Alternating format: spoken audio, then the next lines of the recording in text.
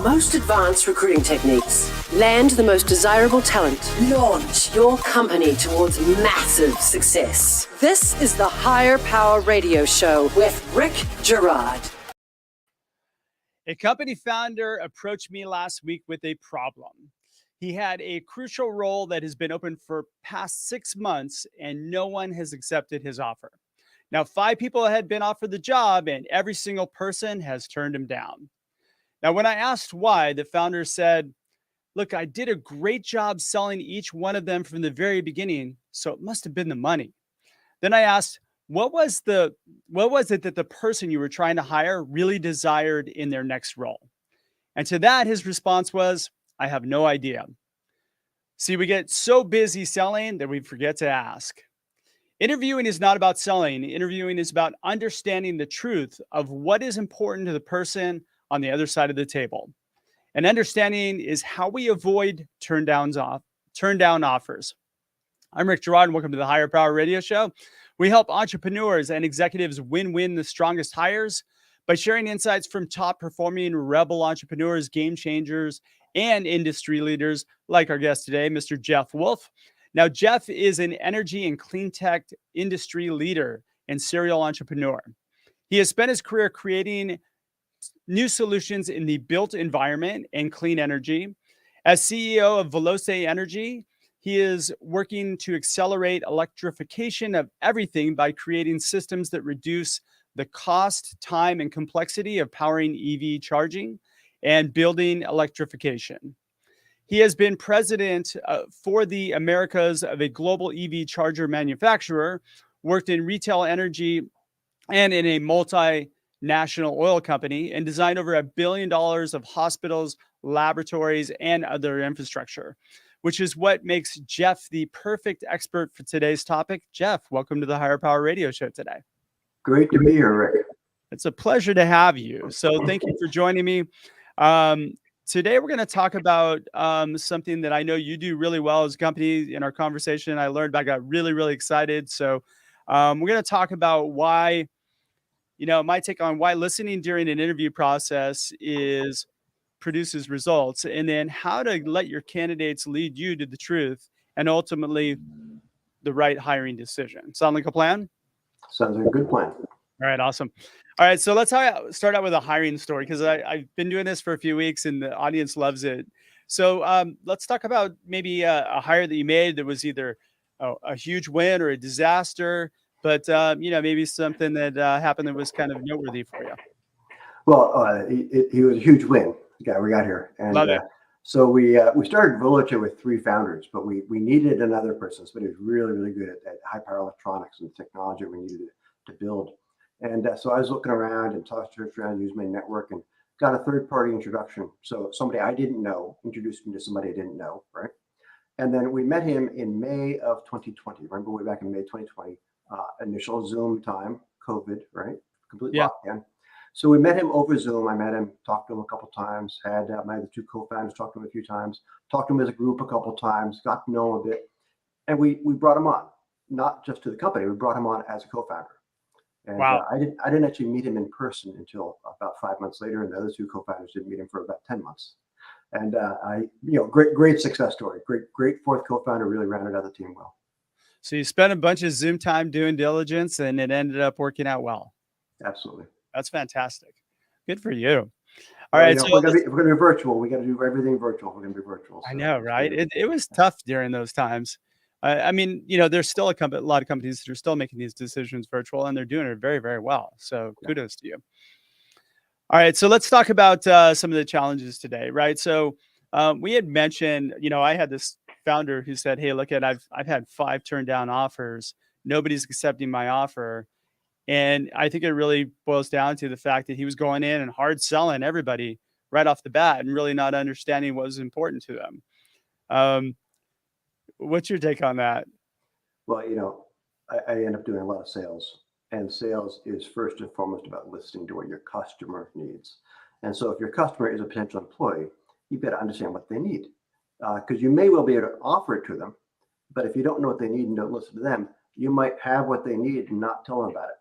You know? And so you've got to understand what your customer, what your potential employee wants. Once you figure out that you want them, you got to figure out why they want to work for you.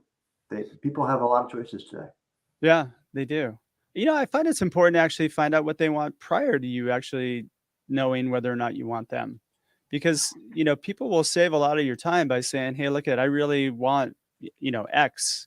And you may or may not fit what X is. Yeah, I think it's a two-way conversation, and Yeah. you find out bits and pieces along the way. I think it's hard to structure, all one answers and all the other answers. Yeah.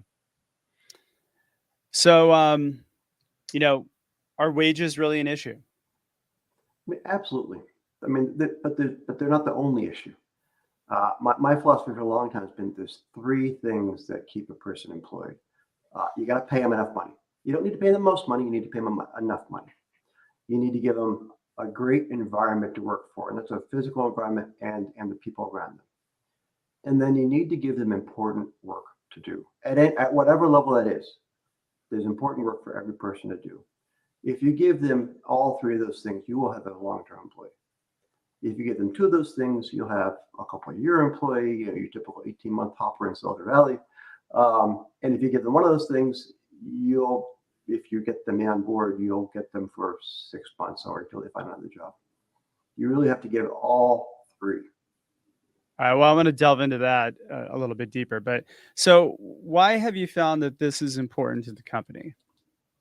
So people spend a lot of time at work, and happy people are better employees, right? We produce better work when we're happy, and despite some bosses' misperceptions, perhaps. So we need to keep people happy, and also by providing them a more balanced, total comp package, if you will, you can actually provide people a lower wage and provide them other benefits that do cost money, that are valuable, and so you can actually get a happier person and build a better team because you've got more to spread around. I like how you're looking at compensation, not just as a money, but as a holistic approach to solving a person's problems. Yeah. Are you listening to the higher power? Go ahead. Sorry. We're a startup. We don't have all the money in the world, but we have other benefits. Very, very true. All right, you're listening to the Higher Power Radio Show. I'm your host, Rick Girard. And for our podcast listeners, we're going to take a quick educational moment from our sponsors. Hey, check out stridesearch.com. There you'll find additional content and resources to order your copy of Healing Career Wounds. Let it be your secret weapon to landing the strongest talent for your company. We're talking to Jeff Wolfe, and Jeff is the co-founder and CEO of Veloce Energy. It is Veloce, right? Am I pronouncing that right? Veloce. It means Veloce. Fast in Italian. We are fast. I like it. Apparently, my Italian's not up to par. All right, you started to get in this, using compensate, like thinking of compensation as three kind of critical elements. So let's delve into a little bit. So a lot of people think of compensation primarily as the money, and you're looking at it as, also the work environment, the people, and then also the work that they're doing. Mm-hmm.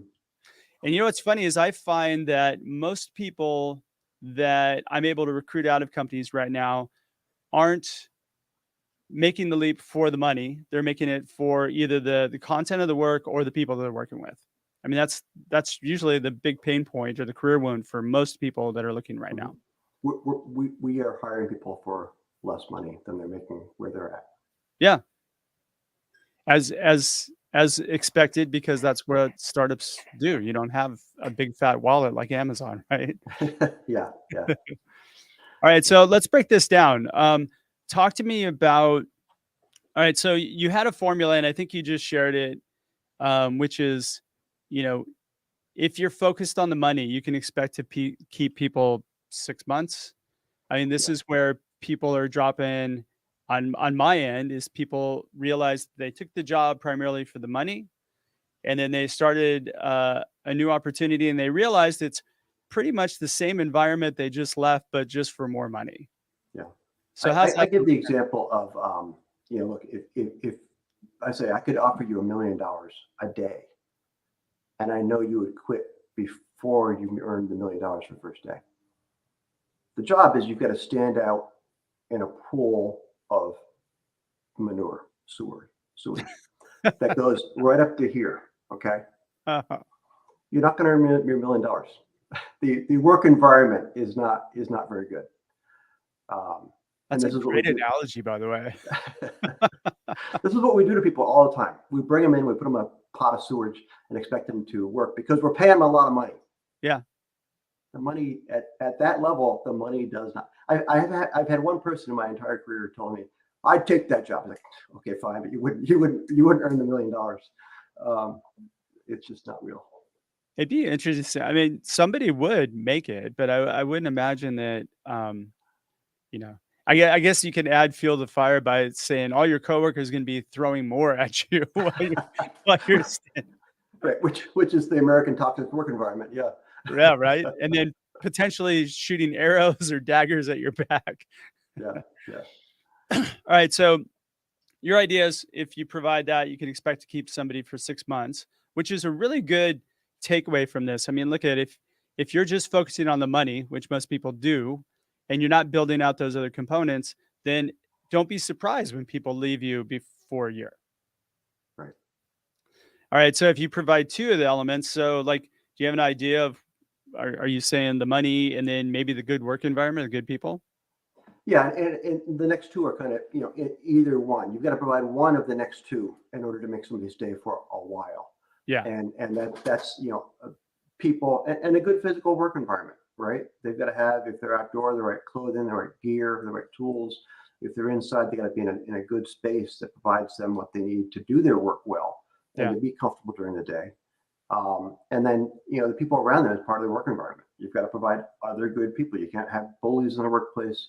You can have bad actors in the workplace.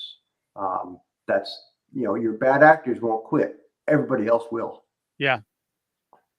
Yeah. And you know what? Bad actors also sometimes do a very, very good job of convincing leadership that they're not bad actors, that everybody else is a problem. So you really have to go throughout your organization and with your eyes open. Because there's nothing worse than losing your A players and then just stacking, Well, this is part of the idea that you've got to actually know your employees.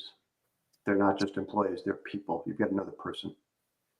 I'm so glad you said that because that's so important. And again, that springs from the very first point of contact with that person, getting to know and understand who they are and what's important to them.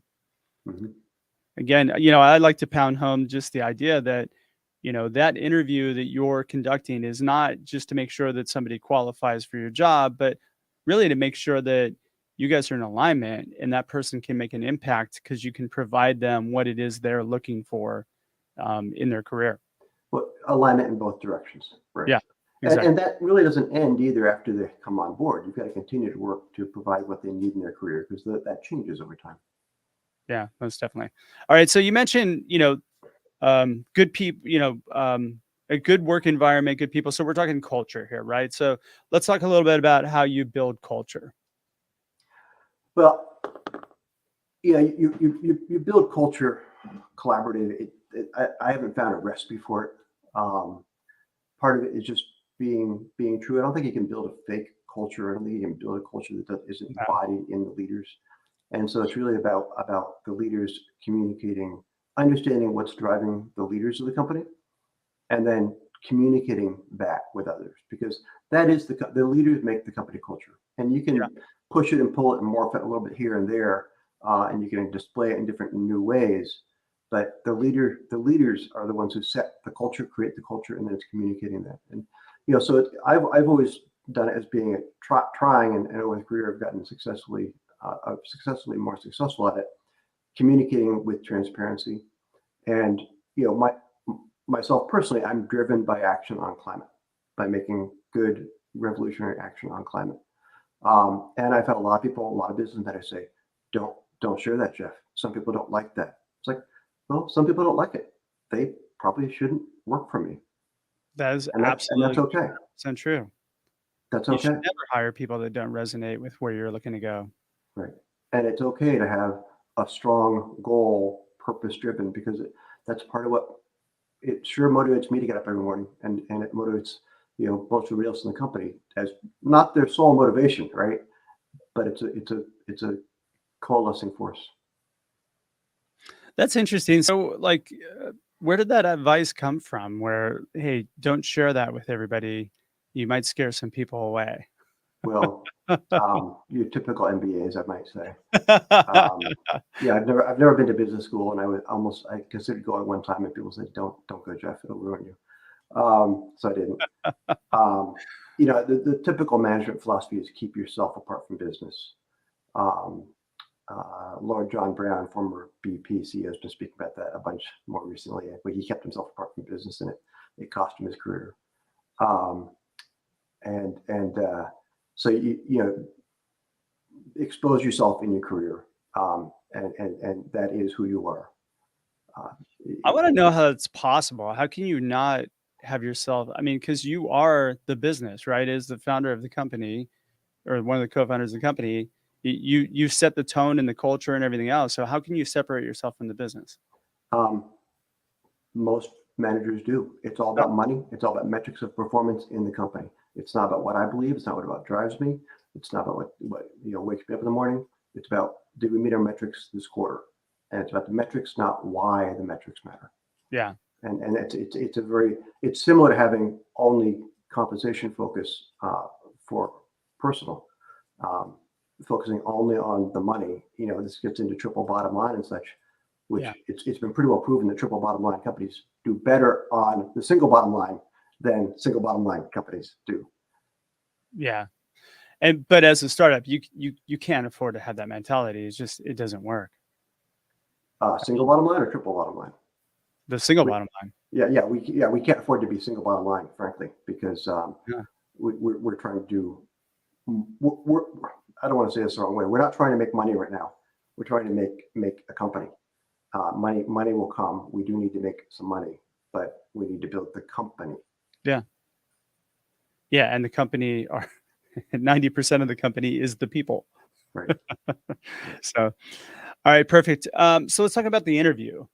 So how do you conduct an interview that allows you to see whether or not somebody is aligning with you, the organization?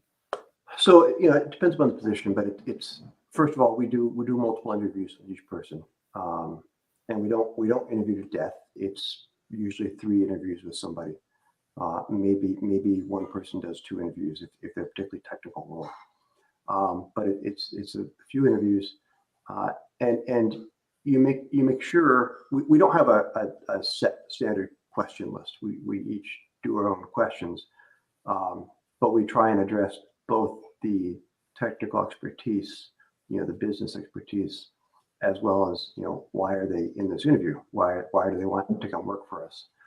Wait, so are you guys talking about who's talking about what? So there's no crossover?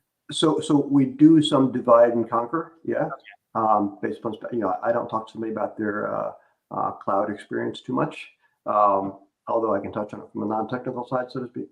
But so we do some division, but we also do some overlap, because you can tell me the same thing that you tell another person, and we'll hear 2 different things.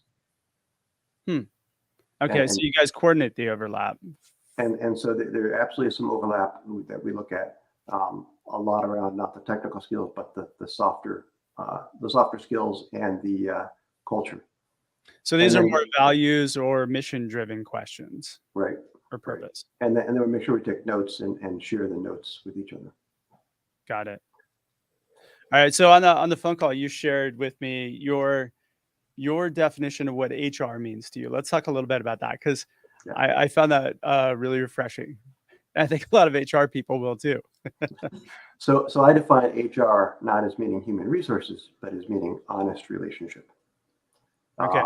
And I'm not saying it's easy. I'm not saying I'm great at it, but the goal in working with people is to be honest with them, which honesty can be very, very hard.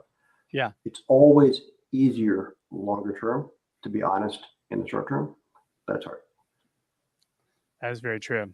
It's better than what I was taught. I mean, I was taught HR stands for human roadblock, and that's something I always get a chuckle out of. I think it's funny, but it's Yeah. I mean, HR, large corporate HR is really not made for the employee. It's made for the corporation. Yeah. It's made to stop It's made to protect the corporation from lawsuits, fundamentally. And that's not an unnecessary goal. You do want to protect the corporation, but you need to do it by understanding the person and being honest with the person rather than trying to create those roadblocks. Yeah, and see, this is a value that you have embedded into your culture, right? So you want people that that are drawn to that sort of view on HR as opposed to somebody who just is looking for blocking and tackling. Right. Right. Very cool. Um, okay, so you kind of run the interview process. Do you when are you looking for a value alignment? So, all along the way, it's we don't always do 3 interviews with every person. Some people don't pass the first interview. Sure. We find out the person only wants money. Well, we're not going to get there. We're not going to get there. Yeah. It's not who we're looking for. So we have the conversation all along the way, both in each interview, but also kind of throughout each interview. Interviews, in my experience, tend to not be always linear. They tend to kind of pop around a little bit and follow chain of thought. You want to make sure you cover your areas, but it's not always in the same order. It's not always in the same format. You've got to follow because people are different, surprisingly, right? And because people are different, they communicate in different ways, and we need to respect that and work to communicate with them the way they communicate. And if we can't, of course, that's a signal that maybe it's not the right culture, not the right fit, not the right skill set. But we do need to communicate, work to communicate and have the conversation as it works for people. See, I find the opposite to be true because I think that you can run an interview process where it's consistent, where everybody's kind of given exactly what the questions are, that make it a little bit more fair and less bias ridden. Because ultimately, what ends up happening is sometimes we like somebody or we don't like them, and then that conversation shifts whatever direction based on that first 5 minutes of the conversation. Yeah, that's widely thought to be true, and there is a lot of truth in that. However, any list of questions you come up with in any order has bias in it because somebody wrote those questions up and put them in that order. We just have interviewed some people who are not native to the U.S. Sure. They have different patterns of thinking. We want those different patterns of thinking. Sure. Those different patterns of thinking are valuable. If we make them conform to our list and our direction, the way we do things, they will not score as well. So you're talking about kind of the skills piece of it, or even the dialogue. Different cultures do dialogue in different ways. I mean, Sure. the graphic example is, in Spanish, they put an upside down question mark at the beginning of a sentence. Well, that's wrong, right? You don't do that. Well, you do in Spanish. Yeah. So that physical thing changes how you ask a question. Gotcha. But then, so it makes sense, like from a skills perspective, but like if you're evaluating for values of whether or not somebody aligns with the values of the company, then there should be consistency in the questions that you ask because values transcend different cultures or different backgrounds.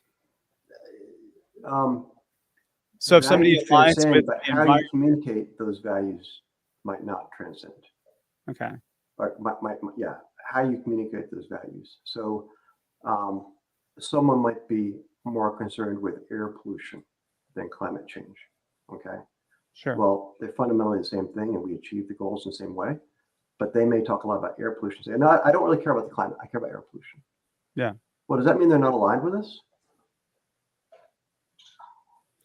No, I mean they're still passionate about a mission that is in alignment with, cause and effect, right? So that's a pretty simple, example. But values are expressed in the same value can be expressed in different ways. Again, physically, some cultures don't hug, other cultures hug. Do they love each other? Sure, they do. Gotcha. Different expression. Perfect. Now, when you have a fit, how do you guys communicate that? That's the easy part mostly, because when we have a fit, we have a fit, and so people are excited about figuring out how to make a number work and how to make the whole package work, right? Sure. At that point we've kind of already given them one piece. Or two pieces. They know what work they're going to be doing, and that's exciting them. They know some of the people who they've been working with, and that should be exciting them. And they know where their work environment is going to be. If it's work from home or if it's work at an office, they may not see in the office yet, but they know a lot of that. And so we're really only working on that third piece. Got it. So our job is actually a lot easier, because now we are kind of only talking about money, but they want to come to a yes. Because Gotcha. 2/3 of the package is already negotiated. Yeah. You had a thought on offers when you put out an offer. So part of honest relationship is really about offering somebody an honest offer. Yeah. And so we don't try and lowball people. We don't offer people what we think they'll take. We offer people what we think they're worth to us, what we think what we're worth to us, and what we can afford to pay that position to get the results we expect a person to have. And we don't try and come in low. We don't try and get a steal on somebody. Yeah. I've always found that to backfire, that people get now you haven't, the first tier was you've got to pay somebody fairly. And when you low somebody, you're not being fair. So you're not quote unquote negotiating, right? Like kind of trying to drive somebody's salary down, but more providing it from the perspective, hey, here's what we can afford. What do you think? Yeah. Here's an offer we think is fair for your position, fair in the marketplace as to where we are, and is what we can afford for you. Yeah. Awesome. Jeff, thanks so much for sharing that. We're getting pretty close on time now. What would be 2 or 3 key takeaways you can give the audience so they can plug into their business today? So learn to embody and express the culture that you've created in the company. Don't be afraid of it. Own it. Share it. Yep. Be proud of it. Yo, culture. Culture wins. Don't worry about scaring a candidate away. If you scare them away with your culture, they shouldn't come work for you. Yeah, it's a good thing. And then the last one was about the HR. With the HR is honest relationships. It's hard. It's really important. It'll make you more successful. Yeah, you know what, and I like it. I've never heard that, and I think it creates. I mean, I don't know if that's one of your core values of your company, but that would be a fantastic one. Yeah, I'd borrow that for sure. Yeah. I haven't heard it said much, but I think I want to put a little TM next to it. Right, you should totally trademark that. All right, Jeff, thanks so much for your time investment today, and I want to welcome you to the Higher Power Radio community. Now, what would be the best way in which members of the audience can find you, your company, all that good stuff? So we're on the web at velocienergy.com, all one word, and I'm Jeff Wolfe, jeff.wolfe at velocienergy.com. Excellent. All right. Well, I want to thank our listening audience for tuning into this week's episode of Higher Power. Quick thanks to our team, Brian Colburn, Andrea Ballin, and Ayla Gerard. If you're listening to the podcast, please subscribe, review, and share. After all, this show's for you. So we want to continue to develop great content for you week after week. You can join the Higher Power Radio community at Higher, H-I-R-E, Power, P-O-W-E-R, radio, R-A-D-I-O.com, or you can drop me an email at ricketstridesearch.com. Tune in next Tuesday for another episode. It's going to actually be a solo episode, and we're going to be discussing one of the questions I've been getting pretty significantly over the past few weeks. So I'm your host, Rick Gerard, and you have been listening to the Higher Power Radio Show. Aloha. Aloha. Thank you for listening to Higher Power Radio. Catch our LinkedIn Live show every Tuesday at noon, or download the podcast on iHeartRadio, iTunes, YouTube, or your favorite podcast platform. We appreciate you joining us on Higher Power Radio with your guide to recruitment success, Rick Gerard.